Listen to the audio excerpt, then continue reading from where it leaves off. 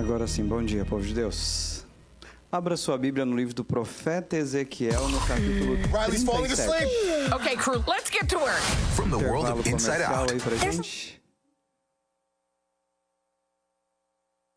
Ezequiel, capítulo 37. Hoje nós vamos fazer um estudo, talvez um pouquinho diferente do que costumeiramente vocês ouvem no dia de sábado, um sermão. Hoje é um estudo, uma análise do capítulo 37. Nós vamos ler uma expressão e estudar esta expressão e depois entender o porquê que foi usada essa expressão lá no passado, lá no cenário do profeta Ezequiel. Só contextualizando, o profeta Ezequiel era o profeta do cativeiro babilônico. Deus o estabelece naquele ambiente hostil ao povo de Israel, para que Deus pusesse na mente daquele povo, através das mensagens do profeta Ezequiel, uma gota de esperança para que eles continuassem confiando em Deus. Embora ele não seja o meu profeta predileto, o profeta Ezequiel tem riquíssimos ensinamentos e que nós precisamos aí parar, prestar atenção e ouvir o que Deus tem para dizer para a gente. Já encontrou aí o seu texto? Já está com acessado Ezequiel 37 ou a Bíblia aberta no capítulo 37? Então feche os seus olhos e nós vamos orar mais uma vez. Pai bondoso, obrigado porque mais uma vez nos alcançaste com a tua bondade, com a tua misericórdia e ainda nos conserva o direito e liberdade de vir prestar o culto aqui na sua casa, Senhor. Obrigado porque as portas deste lugar se abriram com o propósito de, mais uma vez, ser reconhecido por nós aqui como a casa do Senhor. O lugar que o Senhor escolheu para encontrarmos contigo, mas também o lugar que o Senhor escolheu para falar conosco. Agora, Senhor, através da tua palavra, que cálice humano permaneça apenas aquilo que vem da tua vontade e que compreendamos o teu querer. Acampe ao redor de nós com os teus anjos, fale alto ao nosso coração, para entendermos e compreendermos a tua vontade. Louvamos o teu nome, gratos, felizes, por isso oramos no nome de Jesus. Amém, Senhor. Capítulo 37, versículos 15 a 19, os versos escritos pelo profeta Ezequiel foram os seguintes. A palavra do Senhor veio a mim dizendo: Filho do homem, olhem aí que interessante, pegue um pedaço de madeira e escreva nele o seguinte: de Judá e dos filhos de Israel, seus companheiros. Depois, pegue outro pedaço de madeira e escreva nele: de José, pedaço de madeira de Efraim e de toda a casa de Israel, seus companheiros.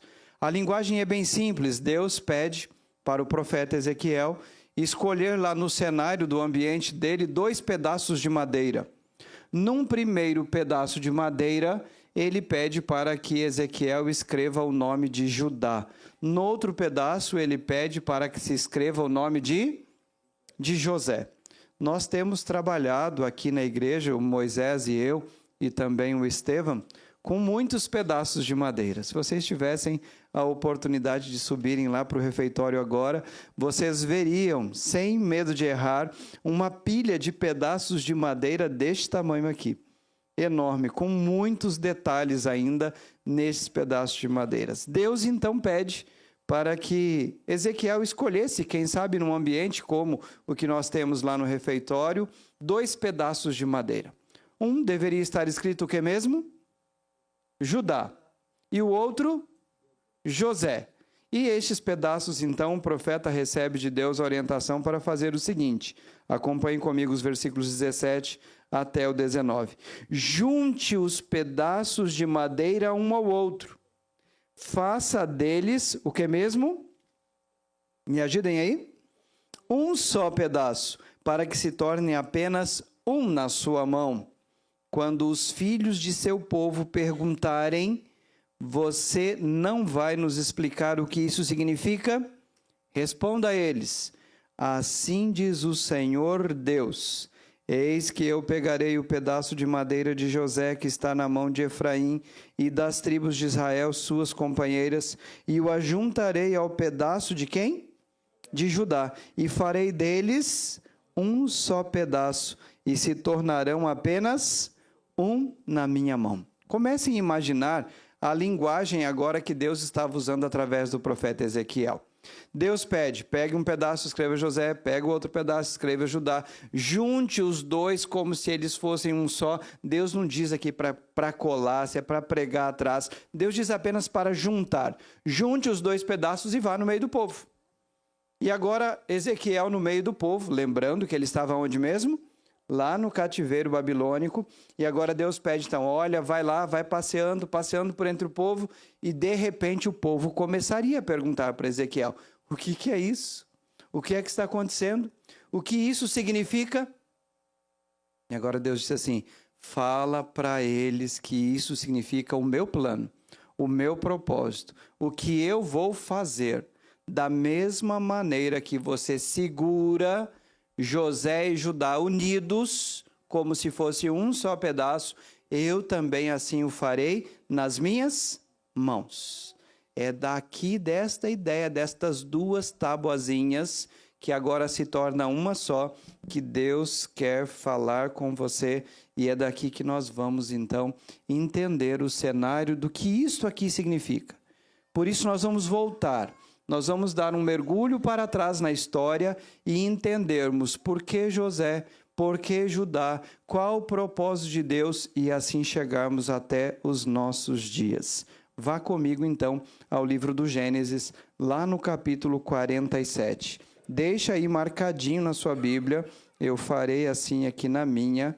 Deixa aí marcadinho o capítulo 37 de Ezequiel, porque vai precisar lá para frente para você consultar para ver se está sendo dito isso, mesmo que foi dito agora. Gênesis, capítulo 47, nós estamos nos dias de Jacó, quando Jacó então vai se unir a José lá no Egito. Olha de onde nós estávamos, cativeiro babilônico, agora nós estamos voltando para a realidade do povo de Israel, agora vivendo a realidade do cativeiro egípcio. E nós encontramos ali, então, o finalzinho da história de Jacó. Jacó estava, nos dias do capítulo 47, com 130 anos, ou melhor, com 147 anos. A história nos revela que quando Jacó vai para o Egito, a pedido de José, por conta daquele cenário de fome, que é bem conhecido de todos nós, onde havia fome na terra, José foi usado por Deus para salvar o povo e também para salvar os seus familiares. José então descobre que o seu pai ainda está vivo, pede para ele ir para o Egito e ali na terra de Gósen eles encontram refúgio, encontram cuidado da parte de Deus. Tudo isso aconteceu quando Jacó tinha 130 anos. 17 anos depois, agora com 147 anos, nós nos deparamos com um cenário que envolve ali o capítulo 47, 48 e 49 do Gênesis. Então agora Jacó se prepara, como era costume daqueles dias, para proferir as últimas palavras de vida. E estas palavras sempre eram em tons de abençoar. Então, os pais chamavam os filhos e ali, então, era dado o momento de abençoar os seus filhos. Se você lembrar da história, Jacó, bem pertinho da morte do seu pai, como que era o nome do pai de Jacó mesmo? Como que era o nome do pai de Jacó? Isaac, né? Ele era neto de Abraão, então agora quando Isaac estava para morrer, Isaac já estava meio que cego, a mãe dá aquele jeitinho, né, e fala para Jacó, Jacó, vai lá porque o seu pai pediu para o seu irmão ir preparar uma caça para ele, então vai lá rapidinho, pega a bênção, porque esta bênção Deus prometeu. É neste cenário que nós vamos mergulhar e entendermos. O título da mensagem é Bênçãos. E você vai entender o porquê. No capítulo 49 do Gênesis, no capítulo 47, você vai ver este cenário. 47, versículos 28 e 29 diz assim: Jacó viveu na terra do Egito 17 anos. Assim foram os dias de Jacó. Os anos da sua vida foram 147. Aproximando-se, pois, o tempo da sua morte, Israel, perceba que há um trocadilho dos nomes aqui, Jacó e Israel. Israel chamou seu filho José e lhe disse: se agora alcancei favor diante de você, peço que ponha a sua mão debaixo da minha coxa e use de bondade e fidelidade para comigo. Peço que você não me sepulte no Egito, mas que eu possa descansar com os meus pais. Por isso você me levará do Egito e me colocará na sepultura deles. E assim José fez no momento oportuno. Então Deus prepara o cenário no coração de Jacó, e agora, ao encontrar-se com seus filhos, olha o que o 49, versículo 1 diz para a gente. Depois, Jacó chamou os seus filhos e disse-lhes: ajuntem-se, e eu lhes farei saber. Me ajudem aí na leitura. O que vai acontecer com vocês nos dias do futuro. Então, as bênçãos que Jacó estava agora por proferir, ou dar, ou abençoar os seus filhos, tinham que ver com bênçãos do futuro. Então, isso vai acontecer depois, não é agora, mas vai acontecer depois. Ou seja, isso é chamado de bênçãos proféticas. E quando nós olhamos para o cenário das bênçãos no tempo bíblico, qual era a bênção mais importante? Me ajudem aí. Qual era a bênção mais importante? A bênção da? O que aconteceu ali na briga dos irmãos e o desejo? A bênção da primogenitura. Quem é que recebia esta bênção? Os filhos mais velhos. Quando nós estudamos um pouquinho sobre esta bênção, e quando a gente vai para o cenário do Gênesis, no capítulo 27, e entende ali o cenário que envolve esta bênção era dividida em duas partes. O filho mais velho recebeu esta bênção por completo na sua cabeça. Ou seja, ele recebia a bênção da prosperidade, ou seja, o filho mais velho já recebia uma porção a mais, o dobro.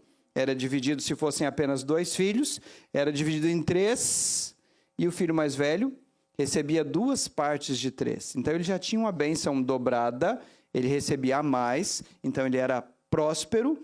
E a linguagem bíblica era sempre que os frutos dos campos, os animais e tudo que tinha que ver com produtividade, com lucratividade, com riqueza, o filho mais velho, então, recebiam esta bênção, a bênção da prosperidade. Mas o filho mais velho também se tornava o quê? O representante direto de quem?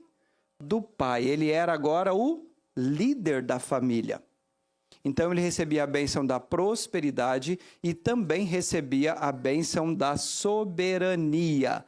Todos tinham que prestar, entre aspas, reverência e respeito ao filho mais velho. Por isso, esta bênção era tão desejada, tão almejada. E é por isso que nós não entendemos como Jacó, como Esaú, levou isto como se não fosse nada. Quando ele chega ali faminto, depois de um dia de atividades, e agora ele faz aquela que nós chamamos troca, né? Da bênção da primogenitura, pelo que mesmo? Pelo um prato de lentilhas. E tem lentilhas que vale até a pena, né? A Sueli preparou uma lentilha essa semana lá que dava quase para trocar a bênção da primogenitura aí por ela, né? E é interessante que esta bênção, ela sempre terminava no Gênesis 27, no verso 29, diz: malditos serão os que te amaldiçoarem e benditos serão os que te abençoarem. Então, ou seja, esta bênção, ela era de fato significativa. Jacó agora chama os filhos todos e ele tinha que dar esta bênção. Assim como ele havia recebido do seu pai, ainda que todo envolvido naquele enredo, Jacó agora tinha que abençoar. Me ajudem aí. Já que ele tinha que abençoar o filho mais velho, quem ele tinha que abençoar? Me ajudem, vamos ver se vocês lembram aí da família de Jacó. Ele tinha quantos filhos? Ele tinha 12 filhos. Quem que ele tinha que abençoar? Rubem. Por que Rubem? Porque o Rubem, ou Rubens, o que a gente quiser falar do Rubem agora pode ser. Ele era o filho mais velho de quem? De Jacó. Mas este era filho de quem? De Lia, ou Leia, que não era a mulher muito predileta de Jacó. Este era o filho mais velho de todos, mas ele tinha uma segunda mulher, a quem ele mais amou. E esta tinha um filho mais velho também. Quem era ele? José. Ela teve apenas 2 filhos, né? O José e o Benjamim, né? Então, olha só, se fosse para Jacó dar a bênção, ele tinha que chamar o Rúben, que era o primogênito mais velho, e quem sabe mudar a mão assim, ou pôr a cabeça dos dois, não sei como seria, e abençoar ali Rúben e José no contexto, né? Mas quem será que foi abençoado? Vamos dar uma voltinha atrás aí, pegar o capítulo 48, e nós vamos ver os versículos 21 e 22. Dá uma olhadinha rápida aí, nós vamos ler esses 2 versos. Verso 21 diz assim, capítulo 48 do Gênesis. Nós vamos ficar no Gênesis agora até sairmos dele para um outro propósito. Gênesis capítulo 48, versículos 21 e 22. Os versos dizem assim para a gente. Depois, Israel, que é o mesmo Jacó, disse para quem? Para José. Percebam que é o momento em que Jacó está abençoando os seus filhos. E olha o que ele diz para José. Eis que eu estou morrendo, mas Deus estará com você e os fará voltar à terra de seus pais. Dou a você uma parte a mais que a seus irmãos.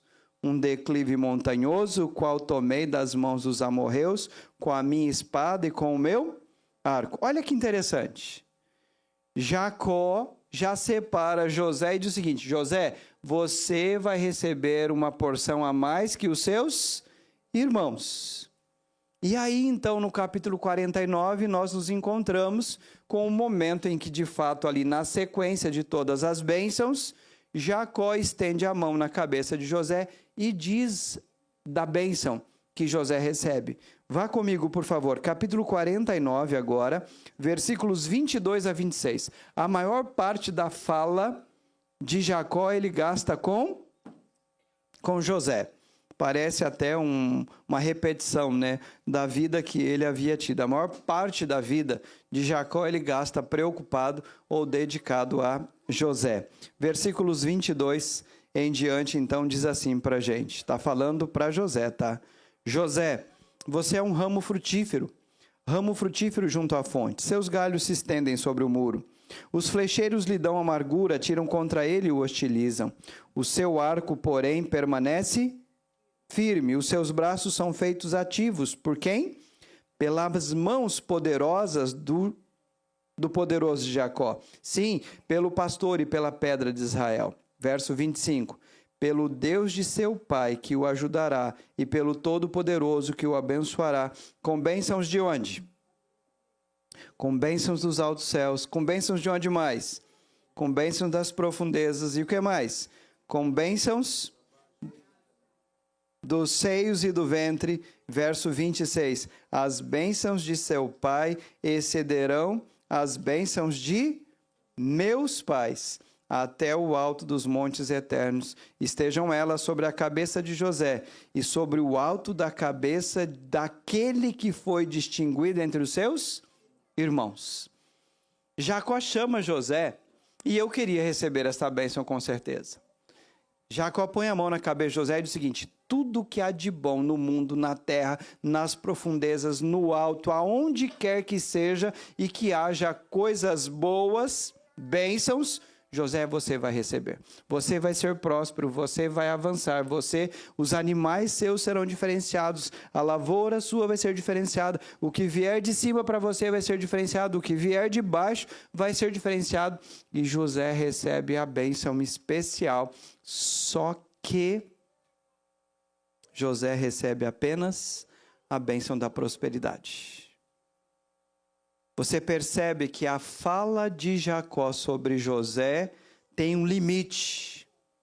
E o limite se dá justamente quando ele morre. Como nós hoje. Nós trabalhamos, conquistamos, projetamos, empreendemos, só que depois que a gente morre, o sábio Salomão já disse, nós não podemos mais fazer nada. São as outras pessoas que farão. Não mais em nosso nome, não mais na nossa força, não mais no nosso conhecimento. É mais ou menos isso que Deus está propondo aqui no coração de Jacó sobre José. E há algo fantástico no contexto da Bíblia. Porque quando nós lemos o livro do Gênesis, você pega o capítulo 37, quando começa a falar de José, e você vai até o último capítulo do Gênesis só falando de quem? De José. É tudo sobre José, é sobre o que José viveu, é sobre o que José fez, é sobre o que José recebeu, é tudo sobre José. Só que quando você vira a página do capítulo 50 do Gênesis, acabou José. Acabou. A linhagem de José não dá sequência.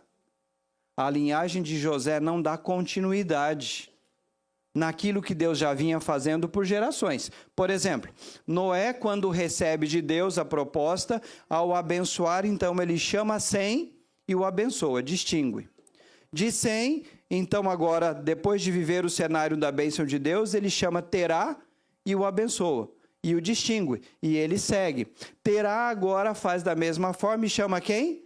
Abraão, o abençoa e o distingue. Abraão vem agora de forma especial, escolhe Isaac, e aqui já começa um cenário diferente, porque para Isaac, Abraão derrama todas as bênçãos por longo tempo e de forma completa, ou seja, ela é longa, mas sobre Ismael é curto.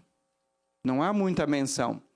E aí, então, Abraão faz isso com Isaac. Isaac agora, ao invés de fazer isso com Esaú, faz com Jacó. A bênção sobre Jacó é longa e continuidade, mas sobre Esaú é mínima, é curta, não há continuidade. A lógica da bênção, ela vem até Jacó. Quando chega para Jacó, abençoar, a lógica é quebrada. Deveria ter sido sobre um dos primogênitos, mas agora Jacó inverte. E ele faz parte da sua bênção sobre um, porque a bênção da primogenitura vinha de forma completa até Jacó, e agora então, quando chega a vez de Jacó abençoar, ele então divide esta bênção. Ele dá apenas a bênção da prosperidade para José. Mas quem recebe a outra bênção? Quem recebe? Vamos lá? Capítulo 49, versículos 8, 9 e 10. Olha que interessante o cenário que a Bíblia apresenta para nós. Versículo 8. Judá, os seus irmãos, o que diz aí? O louvarão. Não há louvor para José, dos irmãos. Mas, pastor, e aquele sonho que José teve de que todos os feixes se inclinaram e que isto representava também a submissão dos irmãos? Sim, temporária, momentânea, por uma questão de necessidade e reconhecimento de autoridade daquele momento. Mas isso não tem que ver com sucessão. Não tem que ver com soberania. Porque José recebe a bênção da prosperidade. Continuemos, versículos, a partir do versículo 8 ainda, né? 49, versículo 8. A sua mão estará sobre o pescoço dos seus inimigos. Os filhos de seu pai se inclinarão diante de você. Verso 9. Judá, um leãozinho da presa, você subiu, meu filho. Ele se agacha, se deita como leão e como leoa. Quem o despertará? E aí vem o verso mais importante do nosso estudo de hoje. O cetro, o que diz aí? O cetro não se afastará de Judá, nem o bastão sairá de entre os seus pés. Parem aí. Olha o que Jacó está dizendo sobre Judá. Judá, você vai dominar. Você vai reinar. Você é quem recebe a bênção da soberania. E se o verso tivesse parado por aí, todos nós estaríamos perdidos. Porque o que é que se tem de Judá hoje? Eu não sou descendente de Judá. Dentro do meu cenário de genealogia, é muito provável que eu não tenha descendência em Judá. Então eu não teria a bênção da soberania. Só que o verso continua dizendo assim, no versículo 10. Vou ler novamente. O cetro não se afastará de Judá, nem o bastão sairá de entre os seus pés, até que venha Siló. E aí o texto termina dizendo assim para a gente: e a ele obedecerão todos os povos. Judá vai receber a bênção da soberania. Sobre Judá, então, haverá continuidade, a bênção contínua, até que de Judá venha Siló. Quem é Siló? Quem é Siló? Não há nenhuma pessoa na Bíblia apresentada como Siló. Mas Siló passou a ser um título messiânico. Passou a ser um título messiânico. É muito interessante. Judá recebe a bênção da soberania. Os irmãos, embora tivessem reconhecido José, mas não o reconhecem como soberano. Então, Siló agora é quem substitui Judá, ou quem dá continuidade para Judá. Se você ler o livro de Ezequiel, no capítulo 21, verso 27, você vai perceber que ali há uma expressão muito interessante. É uma expressão do cativeiro babilônico, aonde está alinhando ali a questão da ruína. E aí então vem ruína, ruína. Se você for lá no verso 21, você vai entender a expressão correta do título Siló, ou do nome Siló. Ruína, ruína, diz lá. Aí termina dizendo o seguinte: mas o controle vem para aquele a quem pertence por direito. A tradução de Siló é justamente esta: Judá vai reinar até que venha Siló. Quem é Siló? É aquele a quem pertence a soberania, o trono, o reino por direito. Quem é que tem o trono e pertence a ele por direito? Quem é este indivíduo? Vamos ver isso? Mateus capítulo 2, versículo 6. Vamos entender um pouquinho de Judá agora no cenário desta bênção profética proferida pelo seu pai, por Jacó. Mateus capítulo 2, o versículo 6, tem uma expressão fantástica aqui no verso, que nos ajuda a compreender por que depois de Judá e quem viria depois de Judá. O verso 6 diz assim: e você, Belém, terra de quem? Terra de quem? De Judá. De modo nenhum é a menor entre as principais de Judá, porque de você sairá Siló, o guia, aquele a quem pertence por direito. De você sairá o guia que apacentará o meu povo, que é o povo de Israel. Quem é que viria de Judá? Quem é que apacentaria o povo de Deus de fato? Lucas capítulo 1, vá comigo até este outro texto. Lucas capítulo 1, versículos 30 a 33. Uma outra expressão interessante que ajuda-nos a entendermos o porquê esta bênção da soberania sobre Judá. Versículo 30 diz assim: mas o anjo lhe disse, falando para Maria: não tenha medo, Maria, porque você foi abençoada por Deus. Você ficará grávida e dará à luz a um filho, a quem chamará pelo nome de Jesus. Verso 32 diz assim: este será grande e será chamado Filho do Altíssimo. Deus, o Senhor, lhe dará o trono de Davi, seu pai. Aí diz mais, verso 33. Ele reinará para sempre sobre a casa de quem? De Jacó. A soberania agora continua sendo estendida a partir de Judá para quem? Para Cristo, para Jesus. De forma bem clara aqui apresentada para nós por este texto. E um último texto que eu acho encantador, Apocalipse capítulo 5. O capítulo é lindo, é emocionante esse capítulo. Se você nunca leu com bastante critério, leia o capítulo 5. Ele é pequenino, tem só 14 versinhos. Capítulo 5, mas na expressão do verso 5, o texto bíblico diz assim para a gente: então um dos anciãos me disse, e o cenário é bem simples, João estava desesperado, porque o futuro do mundo estava escondido, selado naquele livro com 7 selos. E João vê, então, algo fantástico ali. Ele vê um cordeiro, e de repente alguém, para consolar João, diz o que diz aqui no versículo 5. Então um dos anciãos me disse: não chores, João. Eis que o leão da tribo de, a raiz de, venceu para fazer o quê? E aí então no verso 6 diz, então vi no meio do trono, e dos 4 seres viventes, e entre os anciãos, em pé, um cordeiro, que parecia que tinha sido, e ele tinha 7 chifres, bem como 7 olhos, que são os 7 Espíritos de Deus enviados por toda a terra. Ele viu uma tipificação de Cristo Jesus. Depois de ti, virá quem?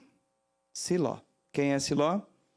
É Jesus. O que é que Deus quer falar hoje com você sobre estas bênçãos?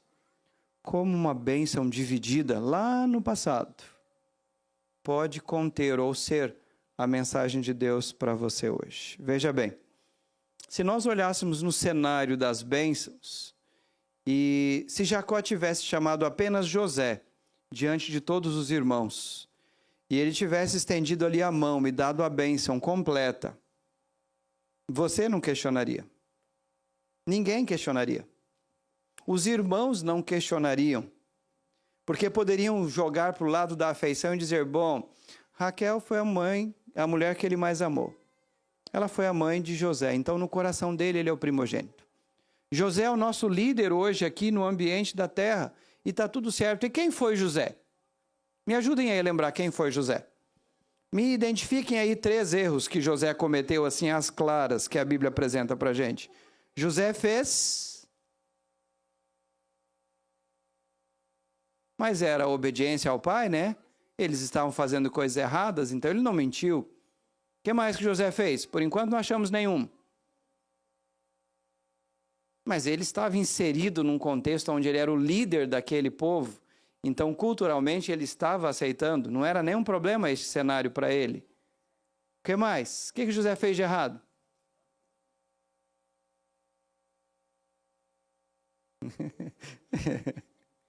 Você vai complicar a vida aí, né? Também não era erro nenhum, né? Nesse cenário aí. Se José tivesse recebido a bênção por completo, ninguém questionaria. Porque aparentemente, José, em tudo que viveu, ele foi um homem correto, coerente, completo. Se José tivesse recebido a bênção por completo, poderíamos até dizer que isto era natural. Porque José teve uma vida íntegra. Ainda que nas lutas, nas dificuldades, nos momentos de piores provações, José se manteve firme no ideal de Deus, nos costumes aprendidos, na religião e na crença do Deus verdadeiro. Mas não foi assim. Não foi assim que Jacó fez. Jacó deu apenas a bênção da prosperidade para José. José, você vai viver muito bem. José, você vai ser livre de muitos problemas, de muitas lutas, de muitas provações, de muitas dificuldades. José, você vai ser tremendamente, a tua vida vai ser uma vida abençoada. Agora, e Judá? O que Judá fez de errado? Já começou aí, né? Arrumou encrenca por aí, né? O que mais que Judá fez de errado?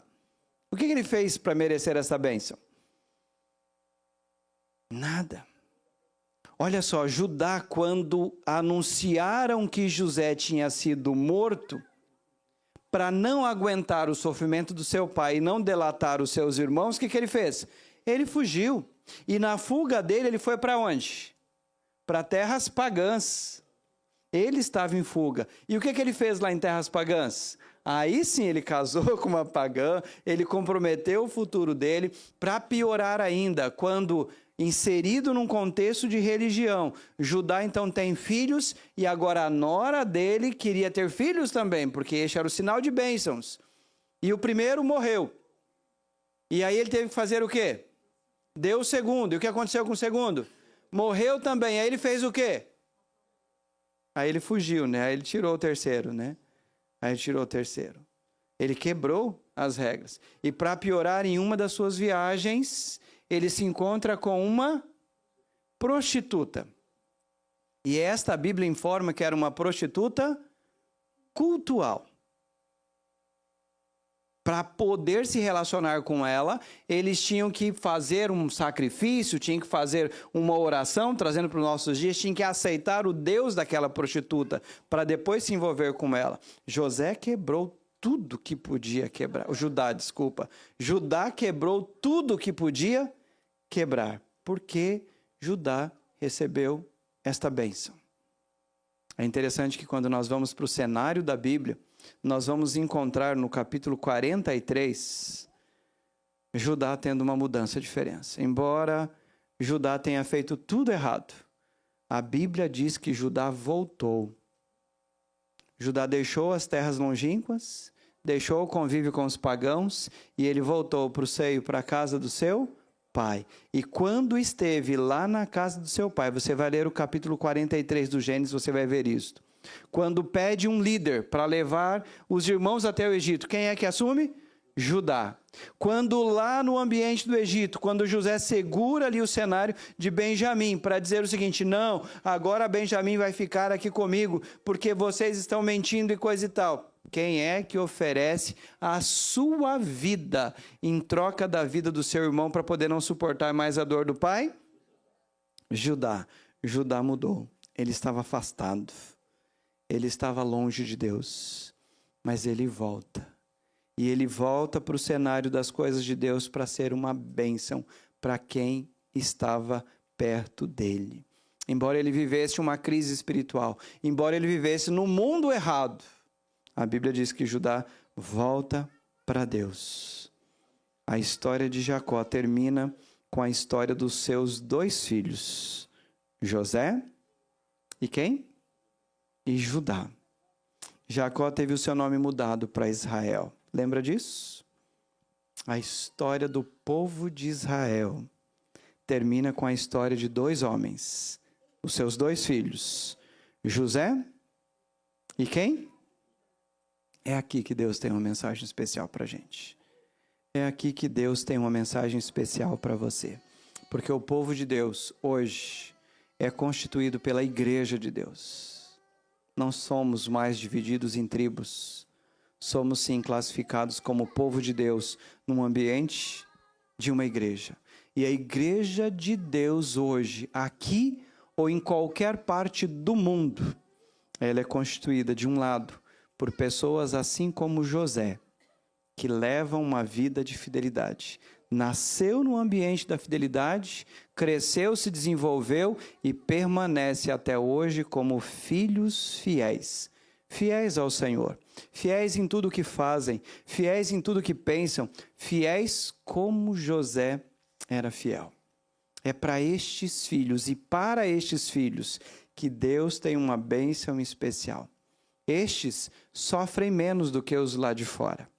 Estes pagam menos com a vida do que as pessoas que vivem lá fora. Estes são abençoados de tal forma que são isentos de vícios, de maldades, de práticas erradas, de escolhas erradas. Por quê?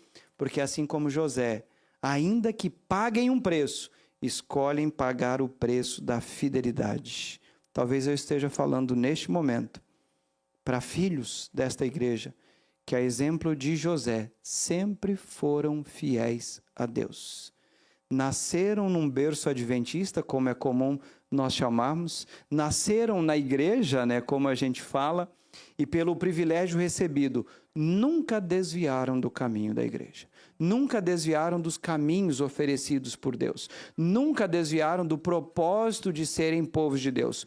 Quantas bênçãos estes, a exemplo de José, têm recebido de Deus. Quantos livramentos, quantas proteções, quantos privilégios recebidos por estes que nasceram no seio da igreja, nasceram num lar cristão, nasceram no berço adventista e têm vivido as bênçãos diárias. Deus tem uma bênção para você, José.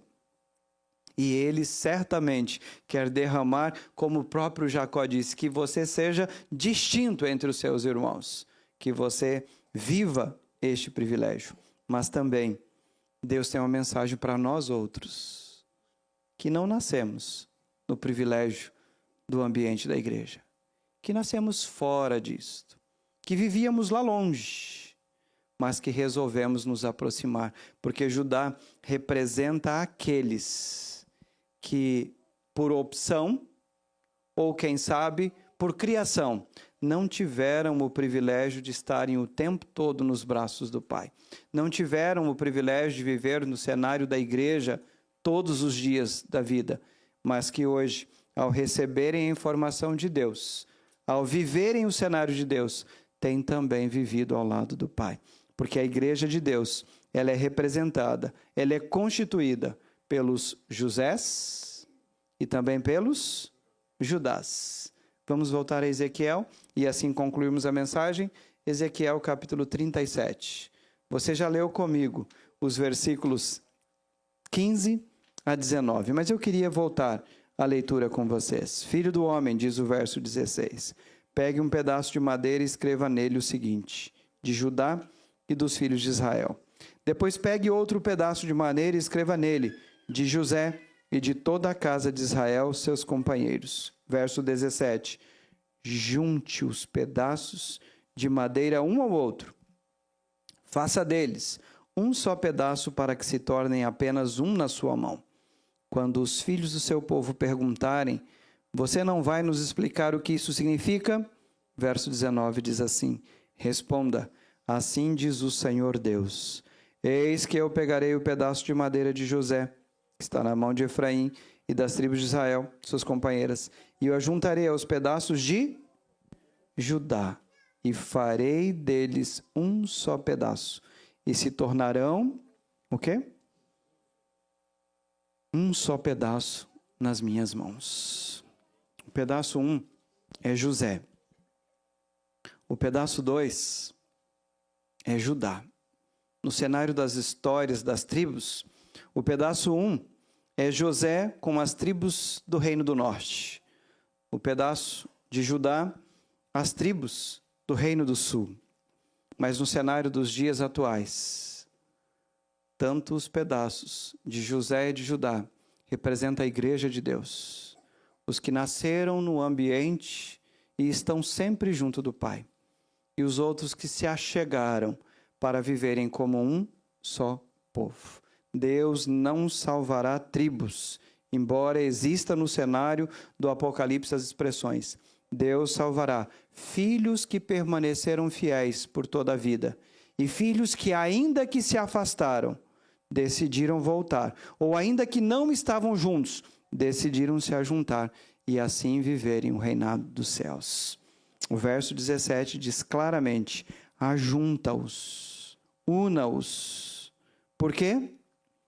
Há 5 bênçãos nisso. Primeiro, porque o povo de Israel voltaria do cativeiro e seria um só povo. Segundo, eles seriam purificados da idolatria, da sujeira deste mundo.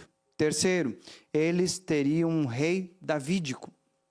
Quarto, eles receberiam uma aliança de paz, uma aliança perpétua. E quinta bênção nisso, eles teriam um tabernáculo, onde Deus estaria com eles, e eles mesmos estariam com Deus. Você vai ver isso nos versículos 21, 22, 23, 24, 25 e 27, no cenário do profeta Ezequiel, no capítulo 37. Por que tudo isso? Porque esse cenário, um pedaço de madeira daqui, um pedaço dali, porque uma tribo daqui, uma tribo dali. Qual o propósito de Deus? Eu quero terminar a mensagem com vocês, lendo o Evangelho de João, no capítulo 10. E vamos encontrar ali o cenário que Deus deseja que você e eu tenhamos em mente. Se você não lembrar de nada do que eu disse até agora, não há nenhum problema. Não há nenhum problema. Era só um estudo para entendermos o porquê Jacó mudou o cenário da bênção que era contínua desde o cenário inicial das histórias que Deus tinha. Para entendermos que aquela bênção dividida era agora de 2 tipos de pessoas, 2 tipos de prática, 2 tipos de escolhas. E depois então Deus diz, vamos unir os 2, vamos completar, porque a minha casa não é só casa constituída de Josés, não é só casa constituída de Judás, mas sim Josés e Judás, os fiéis e os que se achegaram para serem fiéis. João, capítulo 10, versículos 14, 15 e 16 diz assim para a gente, eu sou o bom pastor, É Jesus quem diz. Conheço as minhas ovelhas, e elas me conhecem. Assim como o Pai me conhece e eu conheço o Pai, e dou a minha vida pelas ovelhas, ainda tenho outras ovelhas. Que diz o quê? Que não são deste aprisco. Preciso trazer também estas. Elas ouvirão a minha voz. E então? Haverá um só rebanho e um só pastor. Logo, logo se cumprirá esta expressão de Cristo como uma profecia. Logo, logo não haverá mais divisão entre Josés e Judás. Não haverá mais a divisão entre fiéis e infiéis. Não haverá mais pessoas longe e próximas de Cristo. No cenário da volta de Cristo, somente haverá aqueles que se unirão a Ele no propósito de salvação. Deus tem chamado a igreja composta de Josés e Judás, dos fiéis desde o nascimento, também daqueles que vêm se aproximando, ainda que já idosos, para comporem e serem o povo de Deus na terra que Ele quer usar. Usar para quê? Para ir dizer para as outras ovelhas que não estão aqui neste aprisco, que logo, logo haverá só um aprisco, porque haverá só um pastor. Logo, logo Jesus virá buscar os seus. E você precisa estar pronto. Logo, logo Jesus virá buscar os fiéis na terra. E você precisa se achar entre aqueles que os olhares de Cristo encontrou prazer. Logo, logo se unirá numa tabuinha só, José e Judá. E esses serão chamados de benditos do meu Pai e possuirão o reino prometido lá no passado e que se cumprirá logo, logo quando Cristo voltar. Ao ouvir esta canção, prepara o teu coração e tome a tua decisão dizendo para Deus: Senhor, eu quero ser unido nesta tabuinha da salvação. Senhor, eu quero fazer parte do teu povo que o Senhor vem buscar. E se este for o seu desejo, enquanto ela estiver cantando, fique em pé, se una em oração a mim e depois eu estarei orando com vocês.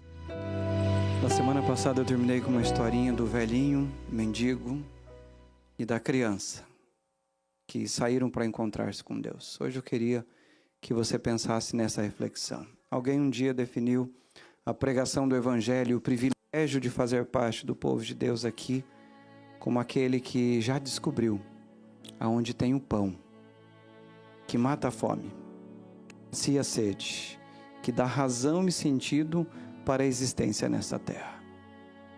E um mendigo, quando encontra este cenário, ele não come tudo e sai apenas com a barriga cheia.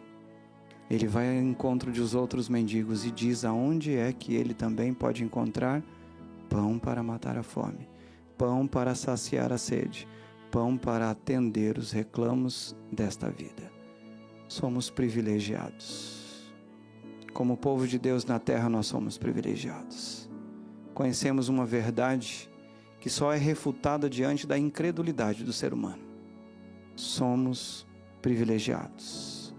Deus nos chamou para sermos os disseminadores deste Evangelho, deste pão que sacia a necessidade do ser que de fato tem fome, tem sede e tem suas necessidades. Somos privilegiados. Eu hoje oro com os Josés, que desde o nascimento fazem parte deste povo de Deus. Que privilégio de vocês. Eu nasci num ambiente muito diferente do de vocês. Que privilégio. Quem são os que nasceram na fé aqui? Desde o nascimento são adventistas do sétimo dia.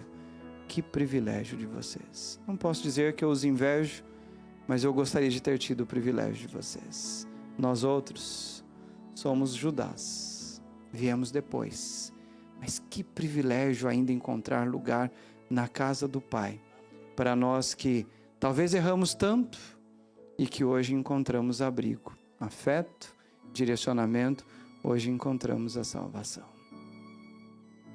Partilhe do teu privilégio. Partilhe do teu privilégio. Fale do privilégio que você tem.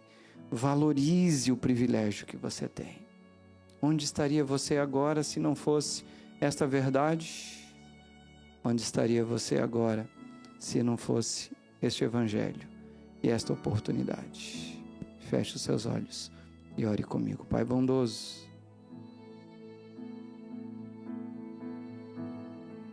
que privilégio temos como teu povo.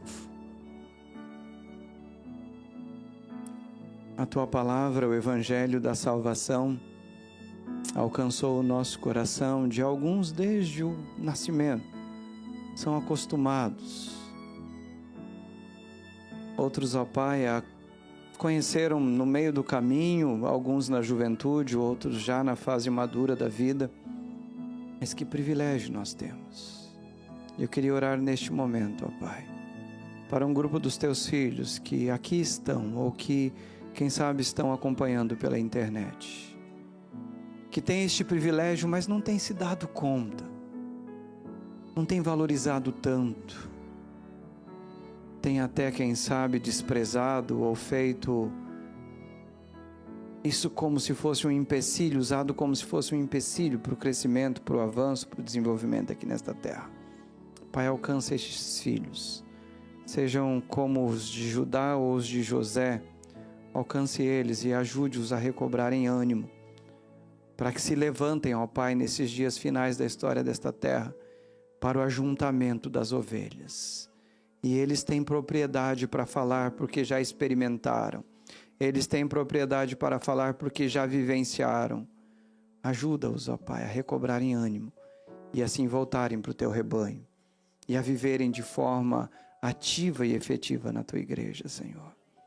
Mas neste momento eu oro por aqueles que se acham ou se mantêm firme no teu propósito.